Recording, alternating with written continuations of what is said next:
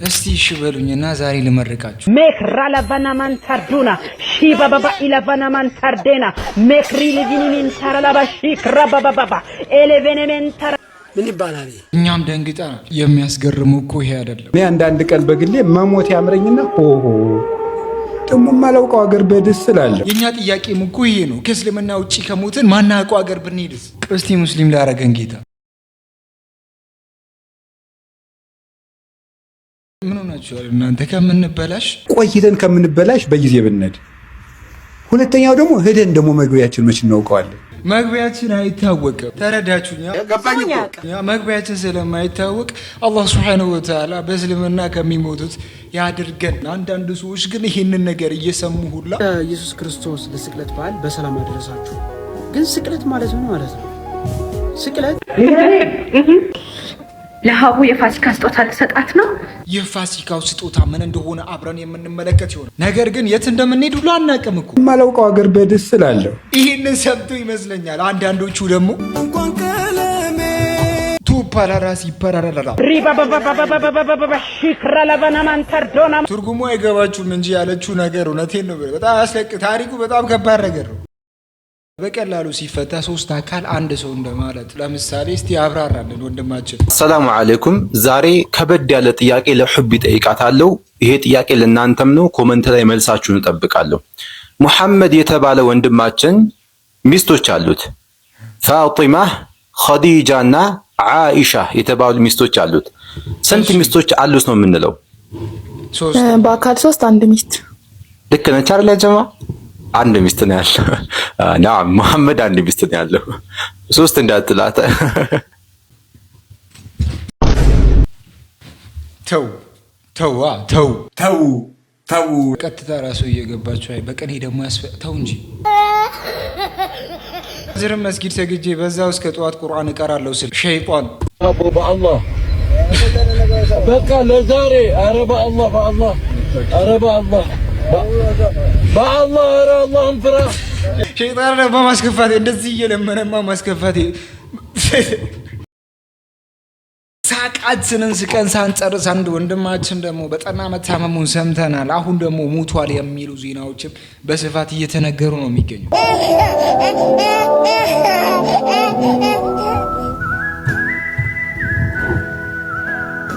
ይሄ ነገር ለማረጋገጥ እንደሞከርኩ ከሆነ እሱ በተሻለ የጤንነት ሁኔታ ላይ እንዳለና አንዳንድ ነገሮችንም ደግሞ ለመነሳትም ጥረት እያደረገ እንደሆነ ሰምተናል። ሰዎች ከየት አመጡ እንደዚህ አይነት ወሬዎችን እንዳወሩ አላቅም። እንደነዚህ አይነት ዜናዎች በብዛት በፌክ ይወራሉ። ከፌክ ኒውሶች ራሳችንን እንጠብቅ። የሞተው የተነሳው አምላክ ነው። ተነስቷል፣ አትርሳ።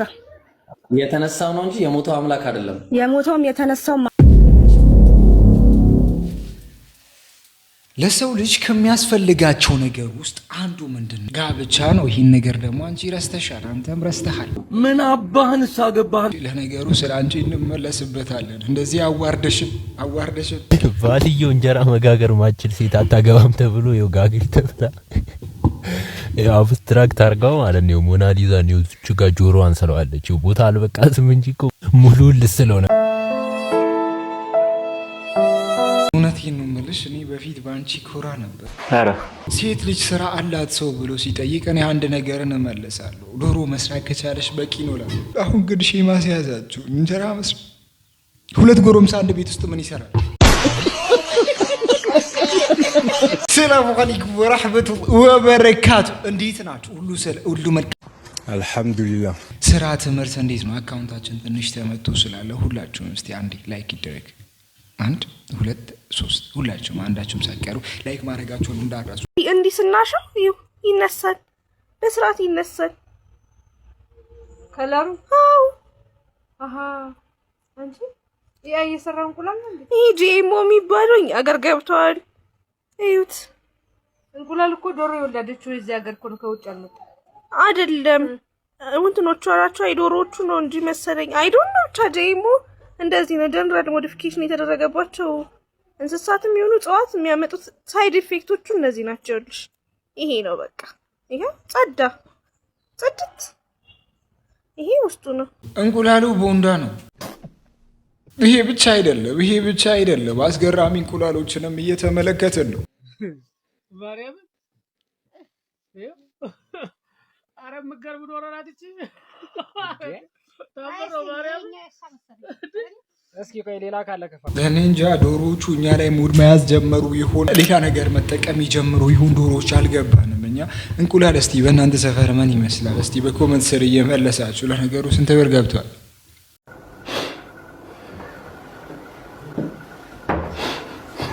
በነገራችን ላይ ወንድ ልጅ ደፋ ቀና የሚለው እንዲህ ሊያደርግልሽ ነው አንቺ ግን እንጀራ መስራት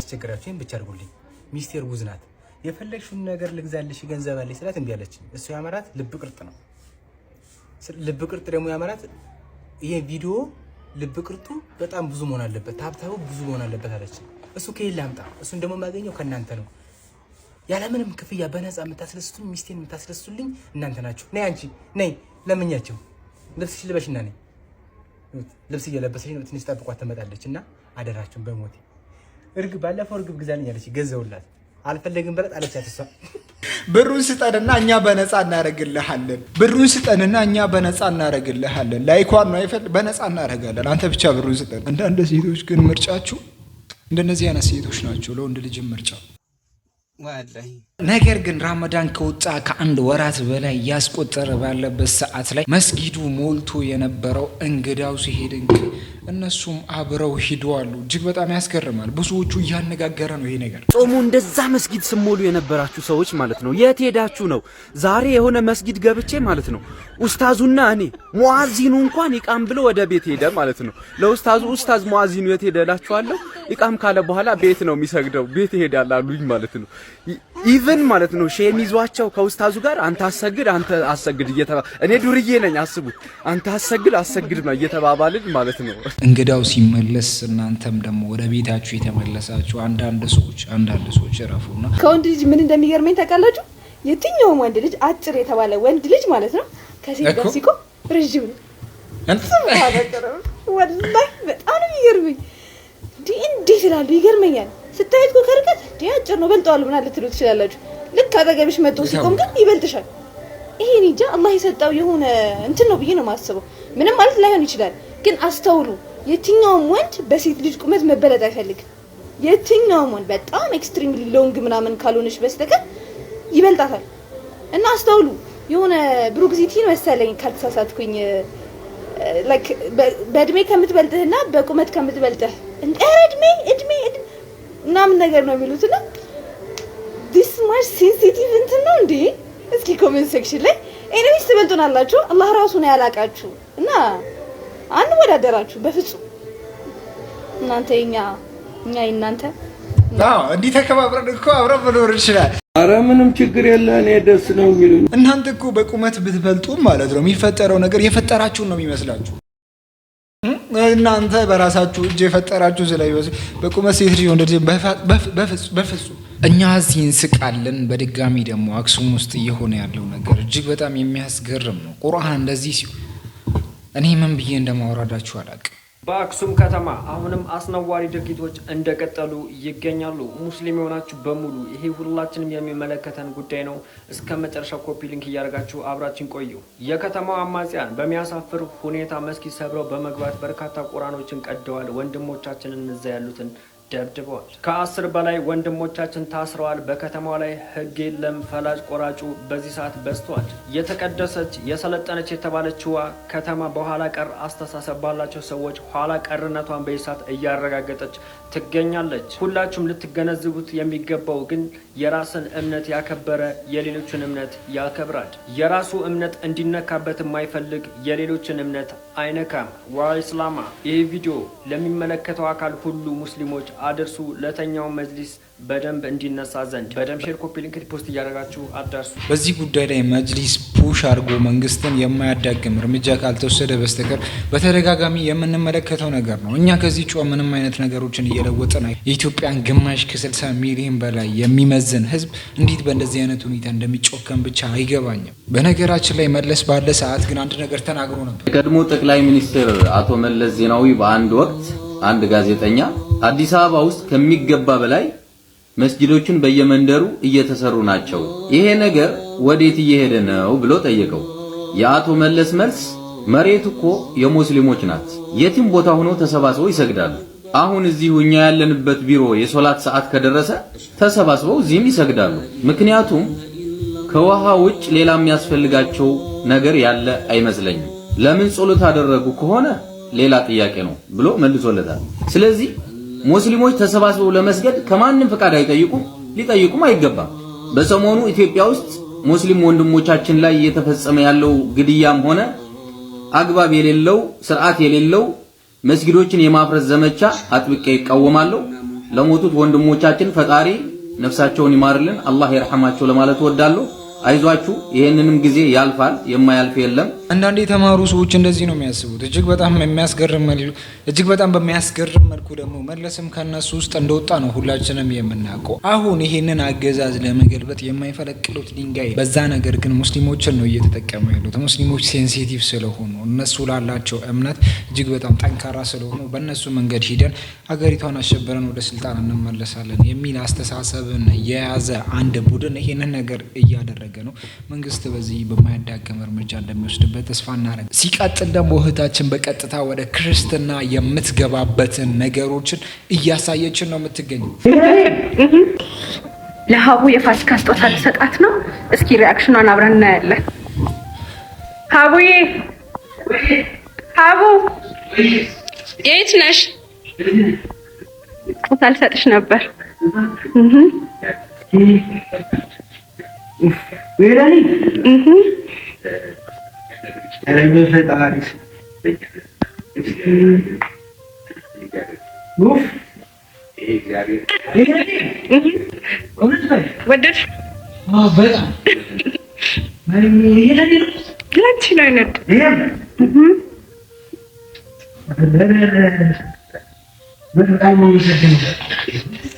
በጣም አድርጌ ሲያንስሽ ነው አይነት በጣም አመሰግናለሁ። በጣም አድርጌ አመሰግናለሁ። እውነት ቴንኪው አመሰግናለሁ። እጅግ በጣም በሚያስገርም መልኩ ያችኛዋ ስጦታ ለመስጠት ብትፈልግ ሌላ ነገሮችን መስጠት ትችላለች። የእሷን የውስጧን ስሜት ወይም ደግሞ የምትፈልገውን ነገር አውቃ ነው ይሄንን ነገር የሰጠቻት። ሶ ቀጥታ ወደዛ የምትገባበትን መንገድ እያመቻቸች ወይም ደግሞ ቀጥታ ወደዛ የምትገባበትን እድሎች እያሰፋች እንደሆነ እየተነገረ ነው። ለዚች ልጅ ሼር አድርጉላት። ጥያቄ ልጠይቃት ስለፈለኩ ነው። እኔ እኮ አንቺ እኮ ሲጀመር ሂደሻል እኮ ሲጀመር አንቺ ከከፈርሽ ቆየሽ። ሲቀጥል ደግሞ ጓደኛሽ እውነት ለሃይማኖትሽ ክብር ብኖራት ኑሮ መስቀል ያለው ልብስ ስጦታ ብላ አሰጥሽም ነበር። ሲቀጥል ደግሞ አንቺ እኮ አንደኛሽን ከፍረሻል። መስቀል ያለው ልብስ በእስልምና ውስጥ እንደማይፈቀድ ማንኛውም ሰው ያውቃል። መስቀል ያለው ልብስ ሰጣሽ፣ እሷ ሰጣችሽ፣ አንቺ ያንቺ ለብሶ መምጣት ነው የገረመኝ። ሲጀምር አንቺ ከጨለልሽና ከሄድሽ ቆሽተሻል። እዚህ ጋር ማንጠልጠል ነው የቀረሽና አንጠልጥይና ነይ። ሲጀምር አንቺ ከሂሳብ ውስጥ ወጥተሻል፣ የለሽም።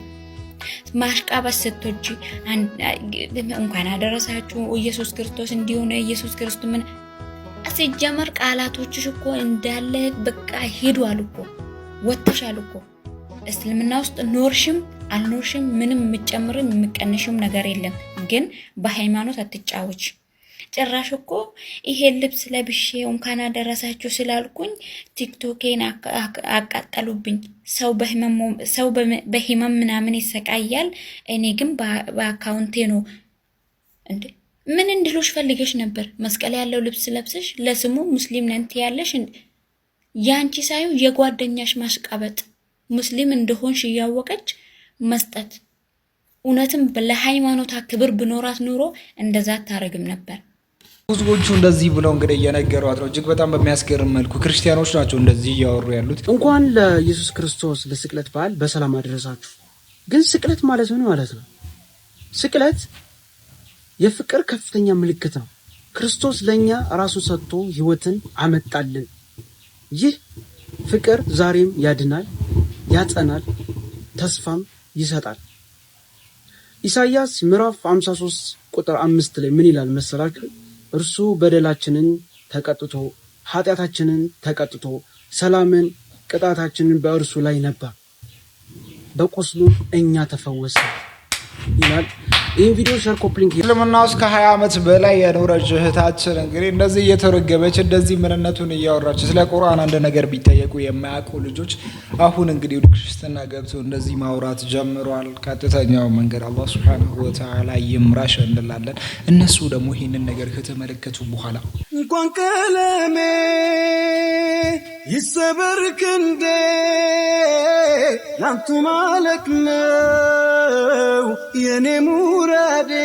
ይሄንን ነገር መመልከት ለኛ ብርቅ አይደለም። ብዙ ጊዜ ተመልክተናል። እነሱ አይደለም ትላልቅ ቄሶቹ ወደ እስልምና ሲገቡ ተመልክተናል። ለብዙዎችም እንግዲህ አላህ Subhanahu Wa Ta'ala ሂዳያ ይስጣቸው። ከኛ ውስጥም ደግሞ እኮ የሚያሽቃብጡ ደግሞ ወላሂ ነው የምልህ ያልደትዬ ቀን ማለት በሰራው ቪዲዮ ነው ይውላ ሲደሰታል።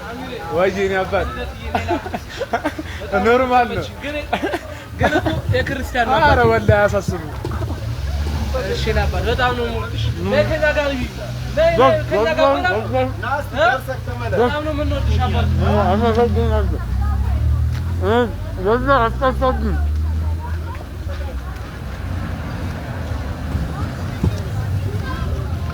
እና ያደግንበት ነው። ወላሂ አልኩህ እኔ ሙስሊም ነኝ ግን የክርስቲያንም ምንም እበላለሁ።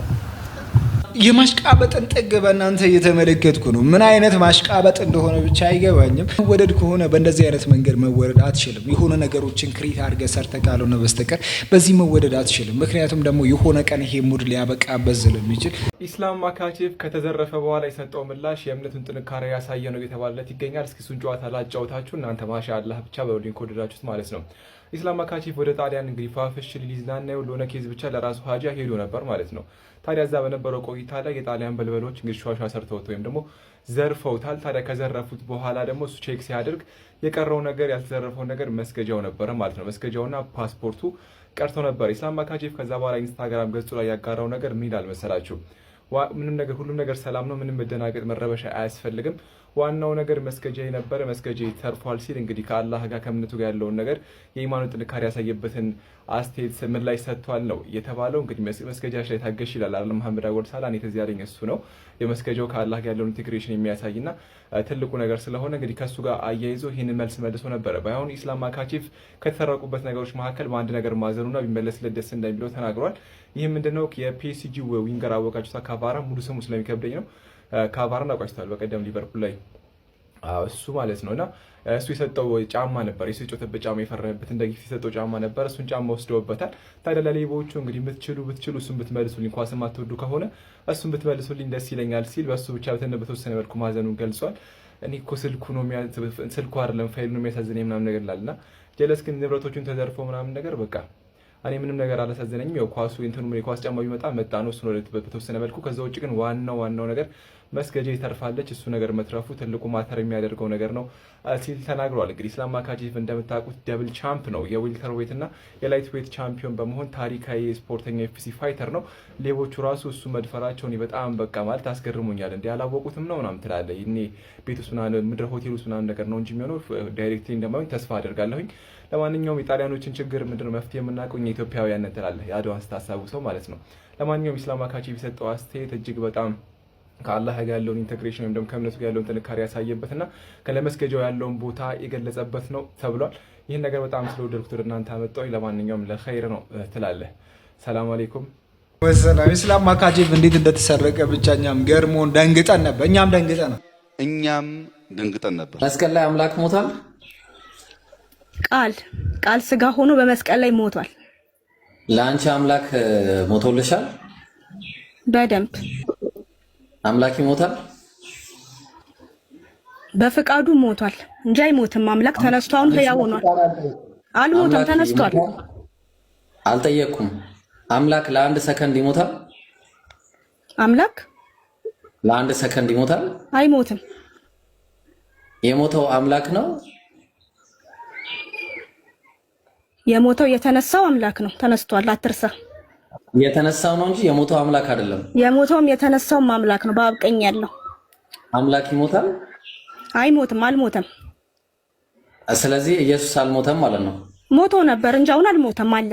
ሞቶ ነበር። ኢየሱስ አምላክ አይደለም ማለት ነው። ከሞተ ሞቶ ነበር አለ እያልኩ ነው። አይምሮን ተጠቀሙ እንጂ አለ እያልኩ መነሳቱን አስባ ተነስቷል እያልኩ ነው። እኔ አምረን መጠቀም ካልሆነ አንቺ ተረከዝሽን ራሱ እየተጠቀምሽ አይደለም። እስካው ሞተ ላይ ነው እኮ እስካው ሞተ ላይ ተነስቷል እያልኩ አንዴ እኔ እዛ አትሄጂ አንቺ ለሁለት ቀን አሁን እኔ አንቺ 3 ቀን ላይ ነሻ እኔ ለሁለት ቀን ላይ ነኝ ገና። አምላክ ለሁለት ቀን ሞቷል ወይስ አልሞተም? ተነስቷል አምላክ። ሞቷል የሚለውን ለምን ፈራች? ሞቷል እኮ ነገሩ ሞቷል ብላለች። ከሞተ ለምን ትፈራለች? እሱን ነገር ለምን አታወራም? ሶስተኛ ቀን አልደረስኩም እናትዬ። ለሁለት ቀን ሞቷል ወይስ አልሞተም? በፍቃዱ ሞቷል። አምላክ ይሞታል ወይስ አይሞትም? በፍቃዱ ይሞታል። አምላክ ይሞታል ወይስ አይሞትም? በፍቃዱ ይሞታል። ሞቶ ተነስቷል። እናትዬ እኔ በፍቃዱ የሚባለውን ሰውዬ አይደለም እያወራሁ ያለሁት። ሞት ሁለት አይነት አለ። ሞት ሁለት አይነት አለ። አሁን አይደለም በፍቃዱ የሚባል ሰውዬ ማን ነው? በፍቃዱ ምንድን ነው? በፍቃዱ ማለት ምን አይነት ትርጉም አለው? በፍቃዱ ሞቶ ድንገት የምትሞተውና ተፈልጎ የሚሞት በቃ ጋይስ አይ በቃኝ በቃ ወላሂ አምላክ ካልሞተም እንዴ ነው ሞቷል ምድር ላይ ግን በፍቃዱ ሞቷል ግን በፍቃዱ ሞቷል ምንድነው አልገባኝም ሐሳብክ አምላክ በፍቃዱ ሞቷል አምላክ አይደለም የሞተው ቃሉ የላከውን ቃል ነው የሞተው ተነስ ግን አምላክ በፍቃዱ ሞቷል ብለሽ ነበር እሺ ይቅርታ ተቀበለናል እሺ አምላክ አይሞትም አምላክ አይሞትም ቃል ነው የሞተው አይደለ ኦኬ አንዴ ወደ ጉዳያችን ንግባና ኢየሱስና እግዚአብሔር አንድ ናቸው ለማንኛውም የተፈለገው ሐሳብ እሱ ነው ኧረ ቆይ ሳላ ወላሂ ይቅርታ እንዴ እና አምላክ አልሞተም ማለት ነው አይደል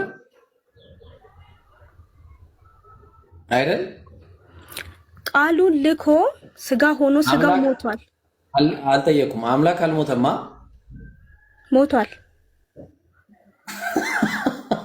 እንዴ ይቅርታ ኮኒ ለምንድን ነው ይቅርታ ጠየቅሽ እኔን ይቅርታ ጠየቅሽኝ ለምንድን ነው ቅድም በመጀመሪያ ከአንድ ሰው ጋር ላውራ እሺ ከኔ ጋር አውሪ እሺ እኔ አንድ ሰው ነኝ ይቅርታ ጠየቅሽኝ ለምንድን ነው ይቅርታ የጠየኩ ሰዓትን ስለበላውብ አይ አምላክ ሞቷል ስላልኩኝ ይቅርታ አላልሽም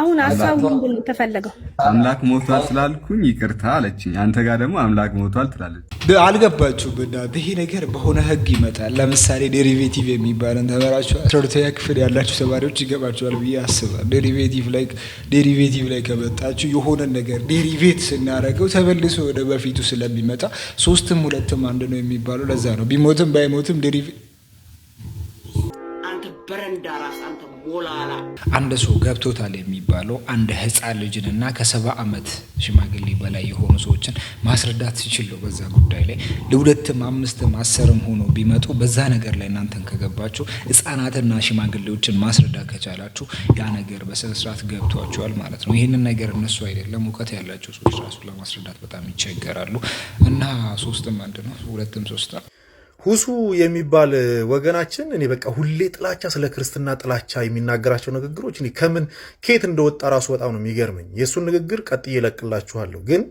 ብዙ በንግግሮች ውስጥ ስታዩ ምን ይላል መሰላችሁ ካፊሮችን እንኳን ደረሳችሁ ማለት አይቻልም ከካፊሮች ጋር እንደዚህ ህብረት ማድረግ አይቻልም ኦኬ ይሄ አስተምሮት ሊሆን ይችላል ግን እንደው አትሊስት ካፊር ብለህ አብረህ ያደግከውን አብረህ የኖርከውን ሰው በስድብ ቃል በዚህ ስድብ በሚመስል ነገር ከምትናገር ይልቅ የክርስቲያኖችን ወይም ደግሞ ክርስቲያኖችን እንኳን አደረሳችሁ ማለት አይቻልም ብለህ ብትዘጋው ከክርስቲያኖች ጋር ህብረት ማድረግ አይቻልም ብለህ ብትዘጋው ምንድነው ችግሩ ለምሳሌ በእኛ አምኖ የካደ መናፍቅ ይባላል ምንም ያላመነ ያልተጠመቀ ደግሞ አህዛብ ይባላል አህዛቦች ለምሳሌ ሙስሊሞች አህዛብ ናቸው ስላልተጠመቁ ግን አንድም ሰው ወጥቶ አህዛብ ሲል አታዩ ሙስሊም ወገኖቻችን ነው ፕሮቴስታንት ወገኖቻችን ነው የሚባሉት እንጂ ግን እሱ የተከበራችሁ የክርስትና እምነት ተከታይ በሙሉ እንኳን ለፋሲካ በዓል በሰላም አደረሳችሁ መልካም በዓል ይሆንላችሁ ካፊሮችን በበዓላቸው ቀን እንኳን ያደረሳችሁ ማለት በሸሪዓ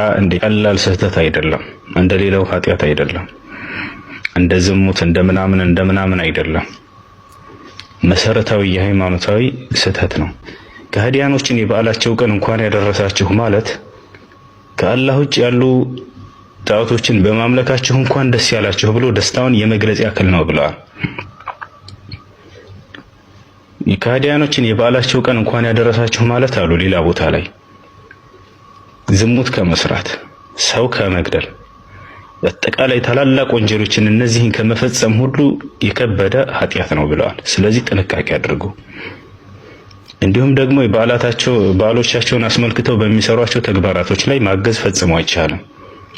የመስቀል ምናምን እየተባለ ሀገራችን ላይ ከዓመት ምናምን በፊት አይቻለሁ ሰዎች እንዲህ ቦታ ያጸዳሉ፣ ጣዖት የሚወጣበት እንዲህ አይነት ነገር ፈጽሞ ሃይማኖታዊ በሆነ ነገር ላይ ካገዛችሁ በጣም ከባድ ኃጢአት ላይ ወድቃችኋል።